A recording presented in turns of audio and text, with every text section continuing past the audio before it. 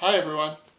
Going to be sharing with you my experience in having my gallbladder removed and also 2 gallstones removed from my primary bile duct. The procedure that I had done, I had them two done, I'm going to give it a shot here, was a laparoscopic cholecystectomy, which is the laparoscopic removal of the gallbladder, and an endoscopic retrograde cholangiopancreatography, or ERCP. That's right, endoscopic retrograde cholangiopancreatography. They're 2 separate things, and I'm just going to punctuate that as much as I can right here, because what happened was I let this go for a very long time, and I don't recommend that. I was dealing with it sort of because the pain and the symptoms of having the gallstones came and went for me. And sometimes they would come and go for a matter of hours, and sometimes it would last overnight. There was a couple of times where it lasted more than a day, but those times weren't really that frequent, so I kind of just managed the situation. I did have 2 consultations with doctors. One was many years ago, and that included an ultrasound. And then before my eventual surgery, I had another ultrasound. I had a consultation with a doctor, and then the ultrasound, then a consultation with another doctor, and then a consultation with the surgeon that I eventually had. So it all worked out fine for me, but the one thing that I would include, because of that, the distinction between having gallstones in your primary bile duct and gallstones in your gallbladder, is that many people have gallstones in their gallbladder and their symptoms can vary. But having gallstones in your bile duct is potentially more dangerous. Now, this is the information that I was told. I'm not a doctor, not pretending to give any medical advice here, so make sure that you talk to your doctor. I'm not going to be mentioning any doctors or medical personnel or facilities or insurance companies here. So what I'm telling you is my experience. Everyone is different, so your symptoms may lead you to having your gallbladder removed more quickly. I am not a proponent of any, how should we say, holistic or natural remedies for doing this. I did try some of the Epsom salt concoctions that they had out there on the internet, and some of those did help me, actually, especially I think just the Epsom salt. It dilates things, and somehow that gave me relief, sometimes just in a matter of minutes. But overall, what happened was that during the 2 ultrasounds, the gallstones in my bile duct were not pointed out to me. So if you go through this and someone tells you that you have stones in your gallbladder, make sure you ask this question: do I have gallstones in my bile duct? Having your bile duct obstructed by gallstones, it's a very dangerous thing. You don't want to play with that. So if they say they can't tell, or there's no evidence of that or whatever, make sure that you have some assurance that that is absolutely the case. Because in this case, I think my general surgeon detected the possibility of having the gallstones either by my talking to him, the consultation, or by discovery during the operation. He did not tell me when he came to that conclusion that I had the stones in my bile duct. When I finally ended up deciding that I wanted to move forward with the procedure, I didn't know that I was going to get the ERCP. I didn't know that. And I was informed of that after I recovered from the laparoscopic removal of the gallbladder. My doctor in the consultation, I think, because I told him, it's like, I used to get well with this thing. And my previous consultation actually was kind of vague. It's like, well, you could have problems or not for the rest of your life. I don't know. But during this consultation, my symptoms and the episodes that I had, I was not getting that overnight relief. It used to be that I would be in a lot of pain, a lot of discomfort, and I knew it was my gallbladder, but it just went away. It's almost like I would just pass through a door and I would feel better. But this last time, that didn't happen, and I told my doctor, it's like, man, this is not getting better. Something is going on. And so after that consultation, he sent me to the lab for a liver panel, and my liver numbers were through the roof. And I just thank God for that doctor's insight.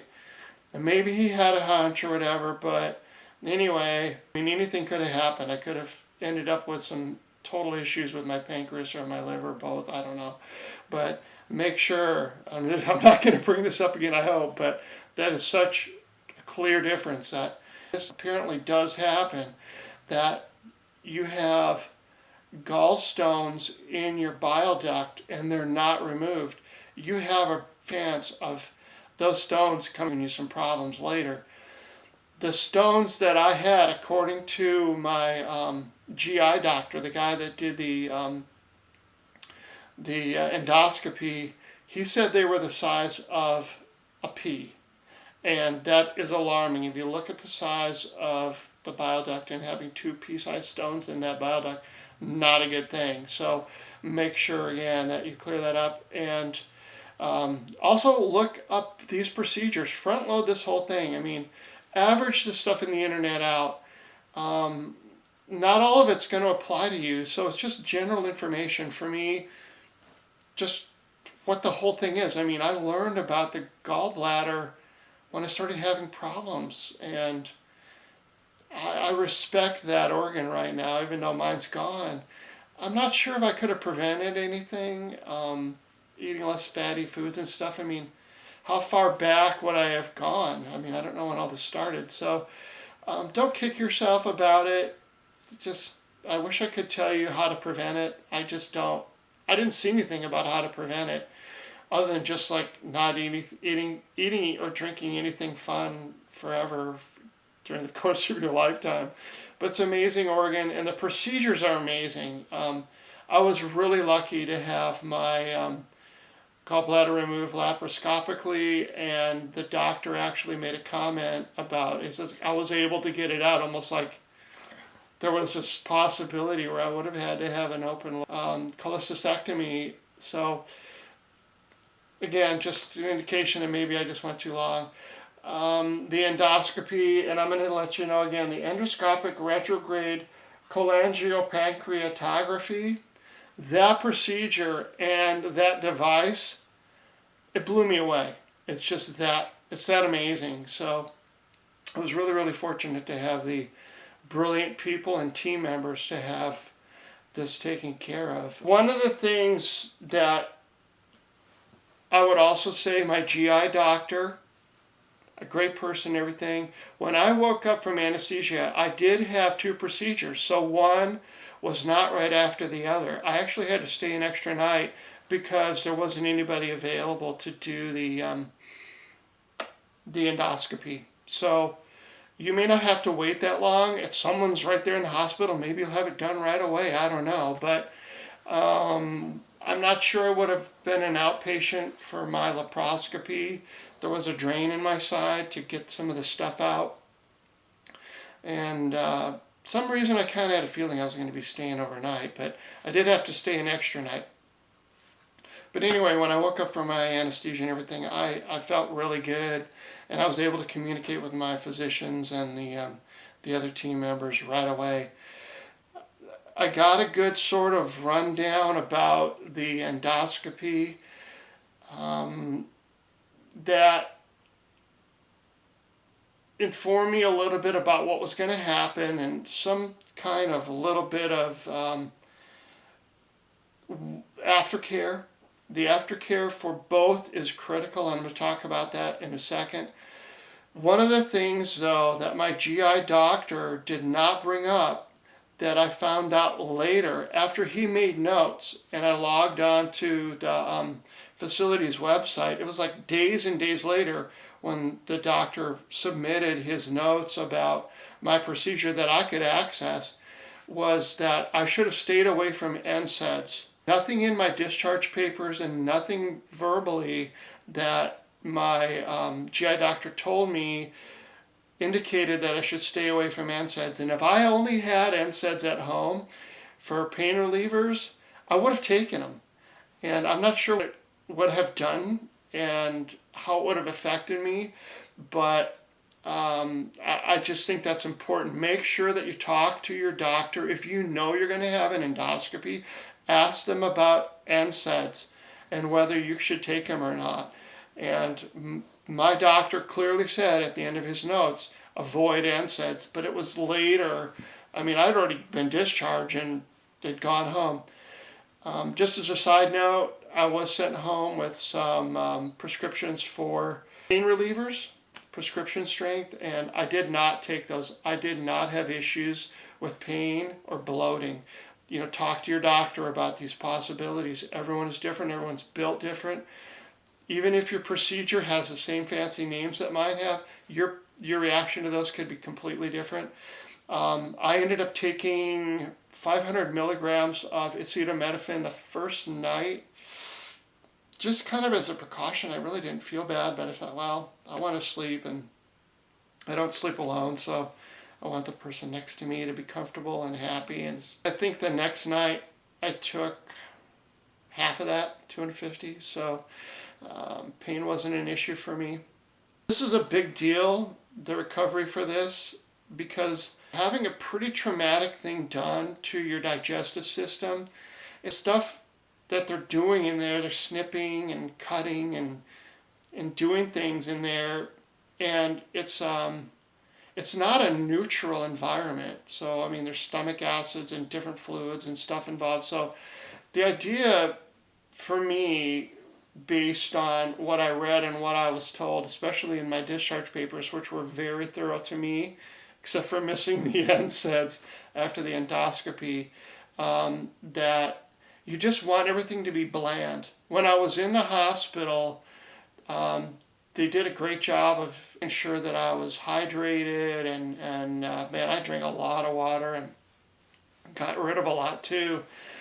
But it was Jellos, and there was kind of a frozen, slushy, sort of icy kind of thing in a little tiny cup. Apple juice, for instance, and broth.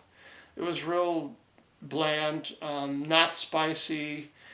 Nothing was like shocking to the system. So when I went home, I made sure that I kind of emulated that diet, and I kept it real bland, and I knew that it was kind of gradual. So I kind of prepared for that. Just crackers, I think, were the first real solid thing. And another thing too is the time frame for recovery. Everyone is just going to handle this a little differently, but I was fortunate enough not to have anything pressing. So a lot of what I read on the internet said like 7 days to 2 weeks, sort of would be like pretty fair recovery time to shoot for. So if you have to go back to work in 2 weeks, just really, really take it easy, and make sure your diet is really bland and that you're not, causing problems. Even the endoscopy, if you just look at how it's done, there's a little tiny tube, sort of device really, that goes up into your bile duct from your small intestine. And apparently that makes an incision at that juncture there, that point of connection between the bile duct and the small intestine, and the recovery time for the endoscopy is like 2 days. I mean, really, there wasn't anything too alarming about that particular procedure, whereas like you gotta take it easy or anything like that. My GI doctor told me, thankfully, that I didn't have any complications and everything went well. And he kind of gave me that rundown. It's like, chill out today and tomorrow, and then after that you'll be cool. But I kind of stretched that out. I just thought, like, well, I didn't ask him a lot of questions, so I didn't really have a lot of detailed information about like what specifically happened in my particular case. But I just knew that I was going to stretch it out for a solid week, and that's what I did. As far as the actual recovery from the laparoscopy, because you're dealing with 4 incisions, and they're cutting through meat, and they're doing stuff. I mean, they're cutting into you. They said 2 weeks, and I was fortunate enough to say I'm going to budget for a month, and so that's what I did. So. Diet-wise, kept everything bland, and then after like maybe 10 days, I started introducing stuff like harder things, to digest, maybe solid vegetables and crackers and things like that, chips and things that were pretty mellow but more solid. Meats and stuff, I don't think I did that for a longer period of time. So anyway, consult with your doctor about that. Activity-wise, though, they recommend that you get up and start exercising right away. And I did that. I mean, literally, I think I got up the day of my procedure because I had it done in the morning. First thing in the morning got me some pretty significant rest, and I think by the evening I was up and walking. And then I walked around the floor that I was on. I mean, there's the central sort of area, and then there's rooms, the patient rooms are all around that. And I walked around that and up and down the halls and stuff. And then when I got home, I made sure that I laid, down and rested, but I was up and walking outside in my backyard and stuff pretty much right away. And then I went from, several hundred yards of walking to quarter mile, half mile, and after a few days I was walking a mile and a half, and then just adding, and then after a couple weeks riding bike and stuff. I didn't stretch or lift. They use this 10 pounds rule for 2 weeks, so I didn't care about that. I wasn't going to lift 10 pounds. I said, screw it. There was things that I wanted to do. If you've seen my channel, I'm sort of a do-it-yourselfer, and so, looking around, I was chomping at the bit to do stuff, and I said, well, I have to honor what happened to me, the people that worked so hard and put so much into my treatment, that I wanted to make sure that I wanted to keep all that stuff intact. I didn't want to mess with it. Well, I don't want to mess anything up and have to go back. I really, really took it easy. I did sleep on my back pretty much exclusively for 3 weeks. I'm not a back sleeper, I'm a side sleeper. So that was a bit of an adjustment, but when you're exhausted, you go to sleep and have a nice bed. And so I made that happen, and didn't take any sleep medication or anything. That's just not me. So consult with your doctor if you feel like you need to do that. The one thing for sure is, because all the activity and stuff was, on the right side, you have an incision in the middle here, and then down at your belly button. But apparently everything is kind of going on in the right side, and they warn you, on the internet. Nobody really said anything, I think, in the hospital. Maybe it's in my discharge papers. Sleeping on the right side was not a good thing, so I didn't. And my first sleeping on my side was on my left side. So what I did was I kind of scrunched, pillows up to me and kind of clutched them a little bit to give support. I could feel some tugging from the incisions, and didn't like that. And it seemed like all of the incisions were letting me know that it was a little stressful. It wasn't painful necessarily, but it felt like, why push this thing? So the pillows, I think, sort of helped everything from sort of slumping into the mattress and causing some stress. So kind of propped up my stomach and things with the pillows, and that did provide comfort for me. And so the sooner I was able to get up next to someone else and have that, pull that person right next to me, that was really awesome. One other thing that I did too, I generally don't sleep with a shirt on, especially not my Reese's shirt.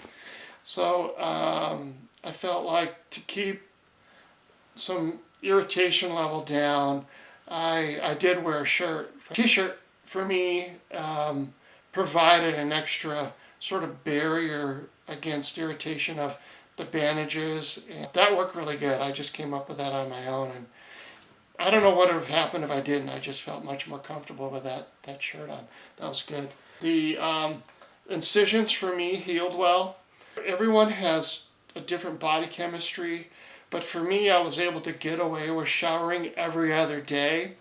I didn't have a lot of bleeding or problems with my incisions, so no need to change the bandages out frequently. In my case, I probably had interior stitches, and then the actual openings, the actual incision openings, was covered with steri-strips. My procedure ended up being that I had that, should have brought it in here, but that tape that's about this wide, it isn't thick, athletic sort of medical tape. It's the thinner sort of stuff. And so when I took a shower, I covered the bandages with really just a bandage retention kind of tape. The bandages, which I originally had, were gauze and retention tape. And then I had the steri-strips underneath that, but the bandages were going to get soaked in the shower. So what I wanted to do was provide a barrier to keep any kind of grungy stuff that came off my body from getting into those bandages for the duration of the shower. So I say to keep the bandages dry, but I couldn't figure out a way to do that, like maybe some plastic, some kind of plastic barrier, I don't know. But essentially I knew that I just wanted to keep nasty, gray water from my body from getting into the bandages. So I just, taped those with overlapping strips of tape. And then at the end of the shower, I just toweled off and removed all those bandages. And it's kind of a little pile of stuff, to be honest with you, but I would put it in a little disposable garbage bag and take it outside and, put it in the trash after every time, so I didn't want wet stuff mildewing and laying around in a trash can. It isn't fun and easy to deal with the incisions, but if you're able to have someone help you, then that's a huge blessing. Holding the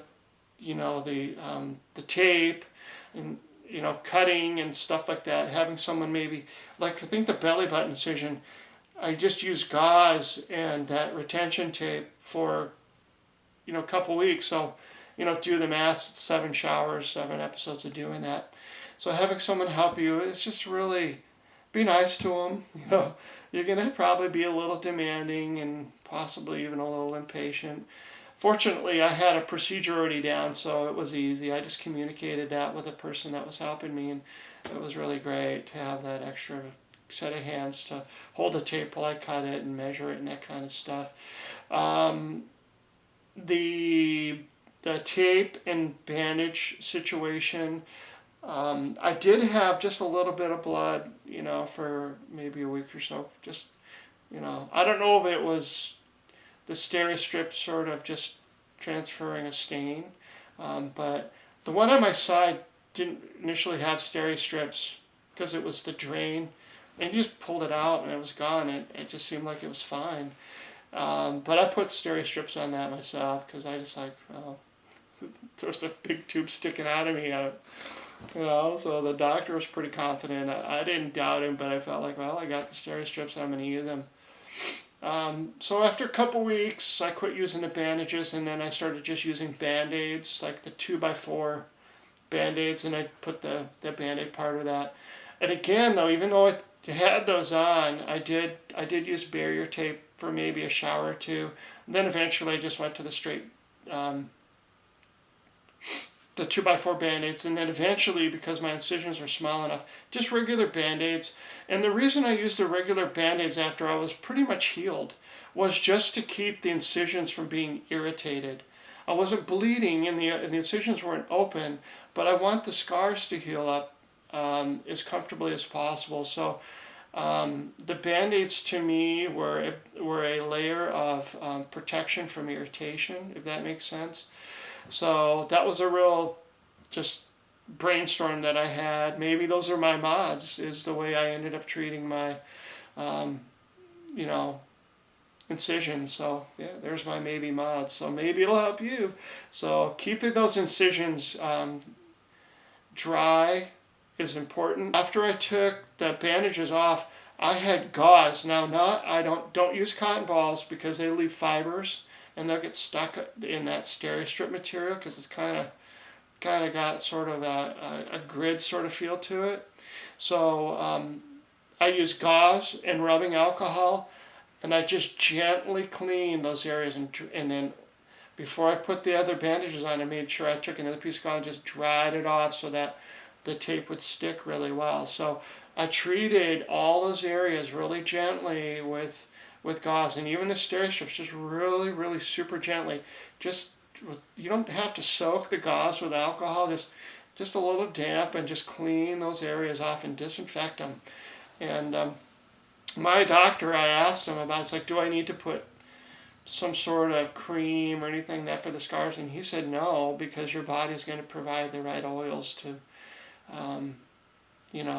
heal those incisions. And I thought that was really nice.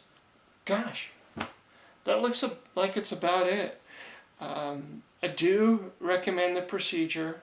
I know nobody wants to go in and have this kind of stuff done, but I'm hoping that you have a good team to begin with and that you're confident.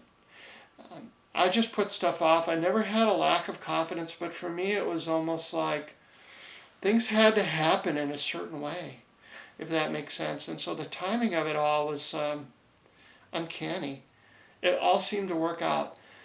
Because I put it off, you may think, well, you're lazy or afraid or anything like that. No, for me, it was, I just had a sense that I was managing it, and it felt like, well, I'm going to wait till, it's really bad, because I got this conflicting information that people with gallstones, it comes and it goes, and sometimes it just never comes back. So I was just kind of hoping, sort of in a way that I was going to just never have to deal with it again, because when I felt great, I felt great. That ended up not being the case, so don't put it off, and especially because of that warning I've already given you about having gallstones in your bile duct. Anyway, folks, not the most fun subject, but all the best to you if you have this procedure, and be nice to everyone. When you go and, just always be thankful. The people there, they've got education, experience and stuff, and they understand how you're feeling, believe it or not. I know it's an individual thing, but always give thanks to people, and they're helping you, even if they just bring you a sip of water. It's going to be a challenge to go through all this. To me, the main thing is be patient, be patient. Hopefully you have a chance to recover with the longest amount of recovery time. And if you have to recover and go back to work and do stuff, really consult with your doctor, because you don't want to disrupt all that work that they've done inside. 2 weeks? I don't know. If your doctor says 2 weeks, I actually flat out asked my doctor in closing here, hey, look, how long is it before I can comfortably do mixed martial arts or full contact football? And, he kind of smiled a little bit, but he knew what I was going for, and he told me a month. And so for me, that was good, and I'm probably going to actually wait a little bit longer than that, but I am going to be mindful of the whole thing because, again, it's like you don't want to mess it up and have to go back in there. All the best to you, and thank you. It's a long video, I know, and I hope that some of this has been very helpful to you.